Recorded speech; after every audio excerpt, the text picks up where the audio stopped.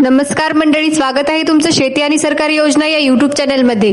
मित्रांनो, आजचा व्हिडिओ महाराष्ट्रातील संजय गांधी निराधार योजनेतील लाभार्थी, दिव्यांग व्यक्ती, विधवा महिला, ज्येष्ठ नागरिक, आजारी व्यक्ती आणि इतर नागरिक या सर्वांसाठी अत्यंत महत्त्वाचा आहे। मित्रांनो, आपल्या राज्यात अनेक दिव्यांग बांधव, ज्येष्ठ नागरिक किंवा गरजू लोक रोज प्रवास करतात। कोणी बसने, कोणी ट्रेनने, कोणी सायकलने, कोणी बाईकवर तर कोणी पायी चालत असतात। पण आपण पाहतो रस्त्यावर मोठ्या गाड्या असलेली काही लोक बेफिक्रीपणे वाहन चालवतात, कट मारून पुढे जातात आणि कधी कधी छोटा मोठा अपघात घडतो। अपघात झाल्यानंतर अनेक वेळा कोणी मदतीला थांबत नाही। काही जण उलटपणे उद्धटपणे बोलतात, काही वेळा जखमी व्यक्तीकडे दुर्लक्ष करून निघून जातात। इतकंच नाही तर अपघातानंतर उपचारासाठी मोठा खर्च सांगितला जातो आणि हाच खर्च ऐकून अनेक वेळा नातेवाईक सुद्धा मागे हटतात। मदत करण्याऐवजी परिस्थिती आणखी बिकट होते। याच पार्श्वभूमीवर राज्य सरकारने केंद्र सरकारच्या माध्यमातून एक महत्त्वाची योजना सुरू केलेली आहे। या योजनेचे नाव आहे पीएम राहत योजना। संपूर्ण माहिती जाणून घेण्यासाठी व्हिडिओ शेवटपर्यंत नक्की बघा। जर तुम्ही या चॅनेलवर पहिल्यांदाच आला असाल तर चॅनेलला नक्की सबस्क्राईब करा, जेणेकरून तुम्हाला संपूर्ण अपडेट्स वेळेवर मिळतील। चला तर मंडळी, व्हिडिओला सुरुवात करूया। मित्रांनो, आता सर्वात महत्त्वाचा प्रश्न, या योजनेचा नेमका फायदा काय आहे? समजा तुमचा किंवा तुमच्या कुटुंबातील कोणाचा अपघात झाला। अचानक अपघात झाल्यानंतर सर्वात मोठी चिंता कोणती असते? ती म्हणजे हॉस्पिटलचा खर्च। डॉक्टर औषधे लिहितात, शस्त्रक्रिया लागते, कधी आयसीयू मध्ये ठेवावे लागते आणि बिल लाखोंमध्ये जाते। अशा वेळी ही योजना तुमच्यासाठी आधार ठरते। या योजनेअंतर्गत अपघात झाल्यास तुम्हाला 1 लाख रुपयापर्यंत आर्थिक मदत मिळते। म्हणजे काय, औषधांचा खर्च असो, ऑपरेशनचा खर्च असो, आयसीयूचा खर्च असो, हे सर्व खर्च या योजनेतून भागवले जातात। आणखी एक खूप मोठी आणि महत्त्वाची गोष्ट, या योजनेत वयाची कोणतीही अट नाही। लहान मूल असो, तरुण असो किंवा ज्येष्ठ नागरिक असो, अपघात झाला तर सर्वांना लाभ मिळतो। तसंच उत्पन्नाचीही कोणतीही अट नाही। गरीब असाल किंवा मध्यमवर्गीय असाल, कोणत्याही प्रकारचा दाखला, उत्पन्न मर्यादा अशी अट इथे नाही। साध्या शब्दात सांगायचं झालं तर अपघात झाला आणि नोंदणी केली तरच उपचाराची सुविधा मिळते। म्हणून मित्रांनो, ही योजना म्हणजे अपघाताच्या वेळी आर्थिक ताण कमी करणारी आणि जीव वाचवणारी मोठी मदत आहे। मित्रांनो, आता आपण एक महत्त्वाचा मुद्दा समजून घेऊया। आधी काय होतं आणि आता काय बदल झालाय।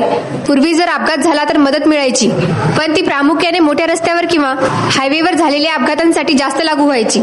समजा अपघात शहरात झाला, मुख्य रस्त्यावर झाला तर काही प्रमाणात सरकारी मदत मिळायची।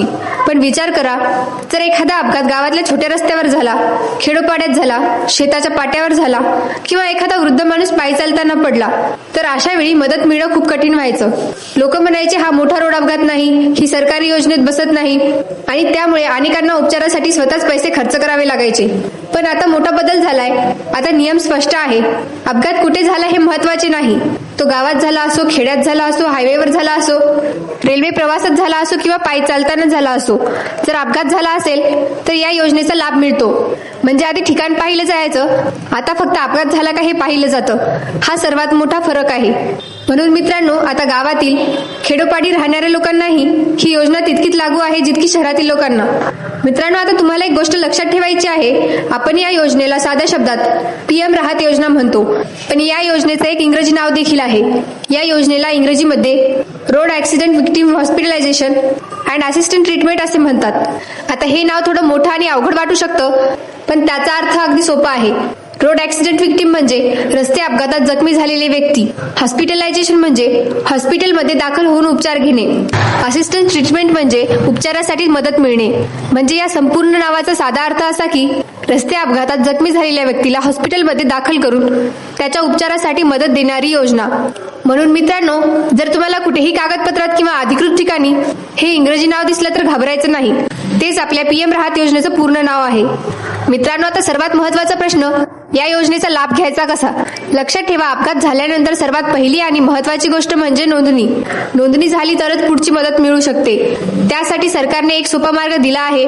112 हा टोल फ्री क्रमांक। अपघात झाल्यानंतर घाबरायचं नाही, सर्वात आधी 112 वर फोन करायचा। आता इथे एक महत्त्वाची गोष्ट समजून घ्या, फोन फक्त जखमी व्यक्तीनेच करायचा असं नाही। जर जखमी व्यक्ती फोन करू शकत नसेल तर जवळ उभा असलेला कोणताही नागरिक फोन करू शकतो, कुटुंबातील सदस्य फोन करू शकतो, मित्र नातेवाईक फोन करू शकतात, पोलीस स्वतः फोन करू शकतात किंवा हॉस्पिटलमध्ये पोहोचल्यानंतरही कॉल करू शकता। म्हणजे फोन कोण करतो यापेक्षा फोन करणं महत्त्वाचं आहे। 112 वर कॉल केल्यानंतर काय होतं, त्या ठिकाणी पोलीस यंत्रणा सक्रिय होते, घटनास्थळी पोलीस येतात, अपघाताची नोंद घेतली जाते, पंचनामा केला जातो आणि हीच प्रक्रिया पुढे उपचारासाठी आधार ठरते। म्हणजे साध्या शब्दात सांगायचं झालं तर अपघात झाला, 112 वर फोन केला, नोंद झाली आणि पुढील मदतीची प्रक्रिया सुरू झाली. म्हणून मित्रांनो, ही एक गोष्ट लक्षात ठेवा, अपघाताच्या वेळी घाबरायचं नाही, पैशांचा विचार आधी करायचा नाही, सर्वात आधी 112 वर फोन करायचा. हीच या योजनेचा लाभ घेण्याची पहिली आणि सर्वात महत्वाची पायरी आहे. मित्रांनो, आता एक खूप महत्वाचा मुद्दा समजून घ्या. उपचार किती दिवस मिळतात? अपघात झाल्यानंतरचा पहिला 1 तास अत्यंत महत्वाचा असतो. हा पहिला तास म्हणजे जीव वाचवण्याचा काळ असतो. या वेळेत योग्य उपचार मिळाले तर मोठा धोका टळतो.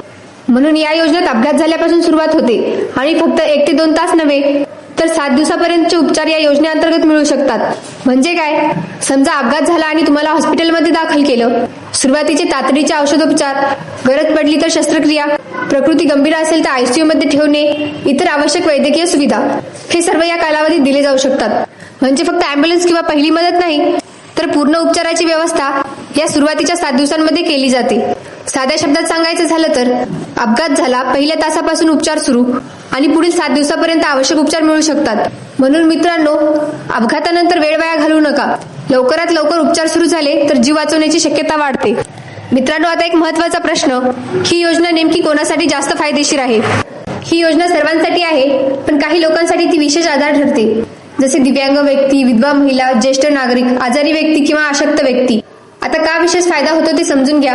समजा एखादा दिव्यांग व्यक्ती सायकलने जात असताना अपघात झाला, त्याच्याकडे आधीच आर्थिक अडचण असते, त्याला लगेच मोठा हॉस्पिटल खर्च परवडत नाही. एखादी विधवा महिला असेल, तिच्या घरात कमावणारा कोणी नसतो, अचानक अपघात झाला तर उपचाराचा खर्च मोठा प्रश्न बनतो. ज्येष्ठ नागरिक असतील, वय जास्त असल्यामुळे जखम गंभीर होऊ शकते, आयसीयू शस्त्रक्रिया लागली तर खर्च वाढतो. आणि आजारी किंवा अशक्त व्यक्ती, त्यांची तब्येत आधीच नाजूक असते, अपघात झाल्यावर परिस्थिती अधिक गंभीर होते.